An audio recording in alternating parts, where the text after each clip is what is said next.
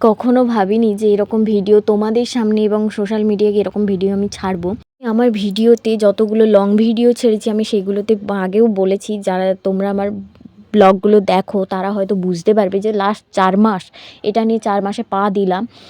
খুবই খারাপ যাচ্ছে, এতটা খারাপ মানে সব ঝামেলা যেন একই সাথে পড়েছে, আর সবগুলো হ্যান্ডেল করতে করতে সত্যি মেন্টাল দিক থেকে এবং মাথা সত্যি ঠিক থাকছেই না, যেন পুরো হ্যাংক লাগছে মাথা। সেই মুহূর্তেই আবার বাবার অ্যাক্সিডেন্ট হলো। ফার্স্টের যে ভিডিওটা ওটা তোমরা দেখলে বুঝতেই পারবে হাসপাতাল থেকে বের করছি, কারণ কোথাও অ্যাক্সিডেন্ট হলে ফার্স্টে তো হাসপাতালেই নিয়ে যায়। সেরকম আমার বাবাকেও একই করা হয়েছিল।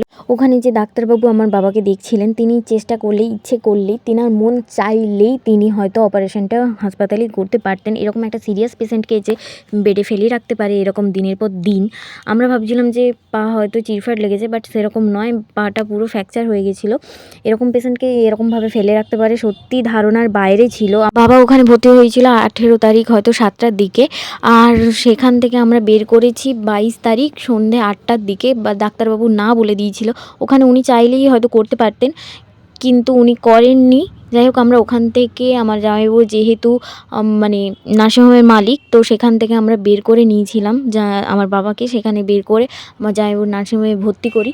22 তারিখ রাতে ভর্তি করার পর 23 তারিখ সন্ধ্যের দিকেই মানে 5:30টার পরই ওটি শুরু হয়ে যায়। এবং এটা 23 তারিখের ভিডিও, এবং সবাই প্রার্থনা করবে যাতে বাবা তাড়াতাড়ি সুস্থ হয়ে ওঠে এবং সবাই সুস্থ থাকে। সত্যি এই বছরটা খুব খুব খুব যাচ্ছে আমার পুরো কল্পনার বাইরে ছিল। মানে আমি এই 20 বছর মানে এতটা হয়তো কষ্ট পাইনি। লাস্ট 4 মাসে কষ্ট যা পেয়েছি, অনেক কিছু হারিয়েছি, অনেক কিছু পেয়েছি, অনেক কিছু শিক্ষা পেয়েছি। যারা আমাকে কি বলবো, অনেক কিছু শিক্ষা পেয়েছি যাদের কাছ থেকে, তাদেরকে অনেক অনেক ধন্যবাদ। আর আমার ভাই হচ্ছে এটা 25শে ডিসেম্বরের ভিডিও, আর 2024-এর 25শে ডিসেম্বরের ভিডিও। আমার ভাই হচ্ছে এনসিসি যাবে, ওরা হচ্ছে ক্যাম্প পড়েছে ওই হলদিয়ার লক্ষার দিকে। সবাই রেডি হয়ে সবাইকে হলদিয়া বাস স্ট্যান্ডের দিকে আসতে বলা হয়, মানিকতলায়। তমলুকে যারা থাকে তারা তো জানবেই। এখান থেকে ওরা বাসে করে যাবে যে লক্ষাতে গিয়ে ওদের ক্যাম্প হবে 7 দিন ব্যাপী, এটা চলতে থাকবে। এটা আগে থেকে ভাইয়ের কথা বলা হয়েছিল কিন্তু মাথার মধ্যে উড়েই গেছিলো। আর দেখো ওকে এনসিসি ড্রেসটা পরে যাই হোক ভালো লাগছে। এইরকম 25শে ডিসেম্বর আমি কাটাইনি, সত্যি সবার থেকে খারাপ এবছর। আর এই যে সকাল 8টার সময় দেখো এখনও তমলুক শহরে কুয়াশা পুরো ঢেকে আছে।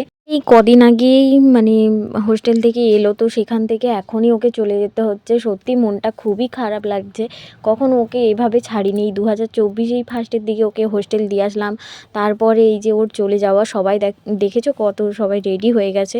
যে ওকে হয়তো বাইরে পাঠিয়েছি বলে আগে এনসিসি ছাড়তাম না, ছাড়তে দিতে চাইছিলাম না, কিন্তু এখন এনসিসি কেন, ও দূরে তো পড়াশুনোও করতে চায়। যাই হোক, সেখান থেকে এই যে ছাড়ার ব্যাপারটা, সত্যি বাচ্চাদের হয়তো ছাড়া উচিত, কিন্তু আমরা তো ওদের ফ্যামিলির একজন, কিন্তু সেখান থেকে ওদেরকে ছেড়ে উঠতে পারি না। ভয় লাগে আমাদের মনের উপর। আমার মা তো বেশি ভয় পায়, আর আমার মা সত্যি আমার পাশে না থাকলে, সত্যি মেন্টালি সাপোর্ট এখন আমার মা আমাকে দিয়েছে যতটা পরিস্থিতি সব কিছু সামাল দিতে। আর ওরা এই গাড়িটা ধরেই চলে যাবে।